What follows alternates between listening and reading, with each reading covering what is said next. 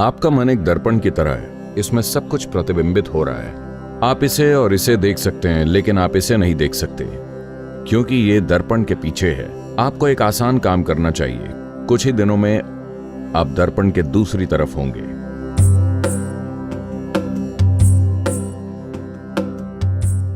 मैं आपसे पूछना चाहती हूँ कि क्या आप अपने भीतर दिव्यता का कोई अनुभव बता सकते हैं?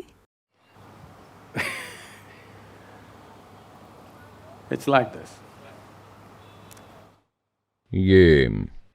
ये हर किसी के अनुभव में इसलिए नहीं आया है क्योंकि हर कोई कुछ ना कुछ मानकर बैठा है।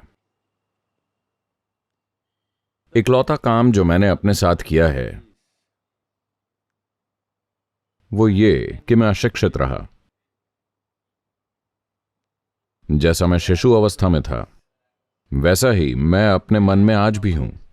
यहां कुछ नहीं है। उस मायने में अशिक्षित रहना आसान नहीं है क्योंकि जन्म के पहले दिन से ही आपके माता पिता, आपके शिक्षक, हर आदमी, Pandit, mullah, priest, everybody is trying to teach you something that's not worked in their life. पंडित, मुल्ला, पुजारी, हर कोई आपको कुछ ना कुछ सिखाने की कोशिश करता है जो खुद उनके जीवन में कारगर नहीं हुआ है। हाँ, ये जांचना बहुत आसान है कि ये उनके जीवन में कारगर हुआ है या नहीं। मान लीजिए आपके घर में एक बच्चा है 3, 4, 5 साल का। आप और बच्चे में से कौन ज्यादा खुश है? तो जीवन के लिए सलाहकार किसे होना चाहिए, दुखियों को या खुश मिजाज को?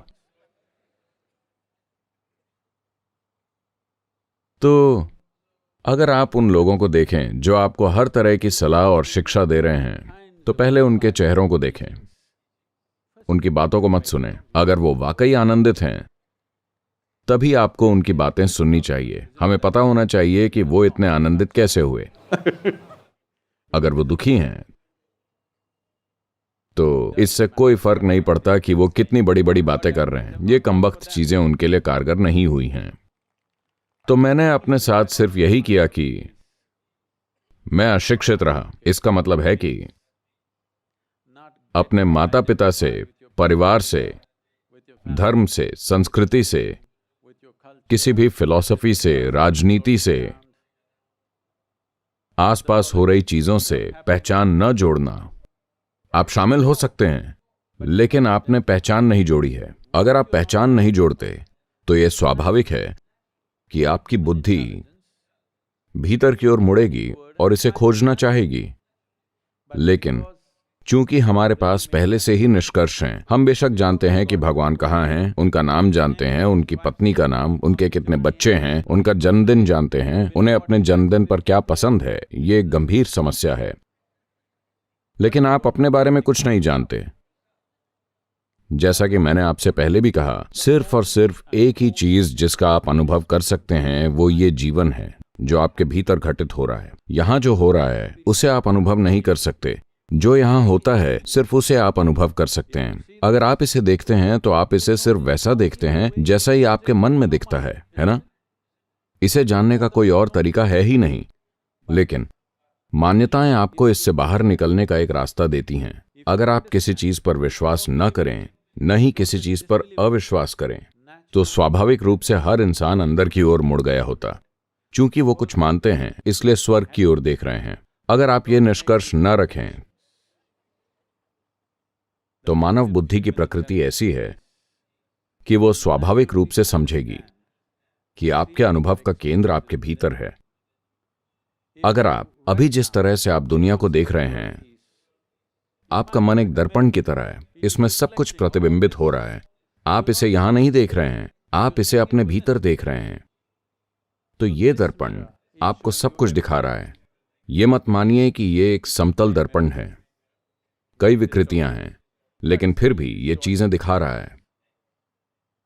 लेकिन कभी आपको ये नहीं दिखाता कि आप कौन हैं। आप इसे देख सकते हैं, इसे और उसे और उसे और उसे, लेकिन आप इसे नहीं देख पाते क्योंकि ये दर्पण के पीछे है। आपको एक आसान काम करना चाहिए। मुझे नहीं पता कि आप करेंगे या नहीं, लेकिन आपको करके देखना चाहिए।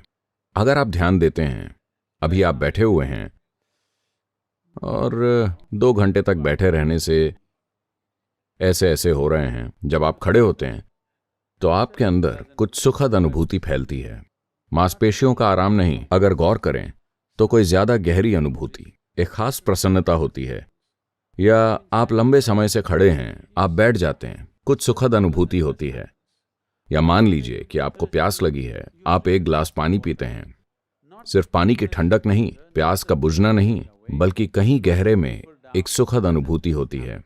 पूरे दिन के बाद आप अपने बिस्तर पर लेटते हैं, आप देखेंगे कि आपके अंदर कुछ सुखद अनुभूति आती है। आप सुबह उठते हैं, आपके अंदर एक सुखद अनुभूति आती है। चूंकि आप लगातार, जैसा मैंने कहा, मानसिक दस्त की स्थिति में हैं, आप बिल्कुल ध्यान नहीं देते। मैं कह रहा हूं, थोड़ा ध्यान दीजिए।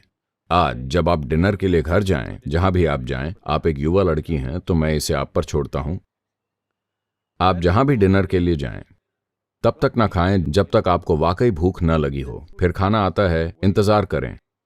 अब आप वाकई खाना चाहती हैं, बस 2 मिनट और रुकें। बस खाने को देखें, थोड़ा रुकें, फिर धीरे धीरे खाएं। जब खाना आपके अंदर जाएगा तो आप देखेंगे कि पूरा शरीर एक खास तरीके से रिस्पॉन्ड करता है। आपके अंदर एक सुखद अनुभूति फैलती है। आप इस पर ध्यान देते रहें। अभी ऐसा नहीं है कि आप इस बारे में पूरी तरह से अनजान हैं, लेकिन आमतौर पर ज्यादातर लोग इस सुखद अनुभूति के साथ 2-3 सेकंड से ज्यादा नहीं रह पाते। मान लीजिए आप वहां 12 से 15 सेकंड तक रहने में कामयाब हो जाते हैं। कुछ ही दिनों में आप दर्पण के दूसरी तरफ होंगी और मुझसे ये सवाल नहीं पूछेंगी। आप जान लेंगी कि परम चैतन्य के साथ जीने का क्या मतलब होता है। अभी आप दर्पण हैं, गलत साइड पर जी रहे हैं, अनेक छवियां देख रहे हैं, एक कलाइडोस्कोप चल रहा है, लेकिन आप खुद को या अपने अस्तित्व की प्रकृति को कभी नहीं देख पाएंगे।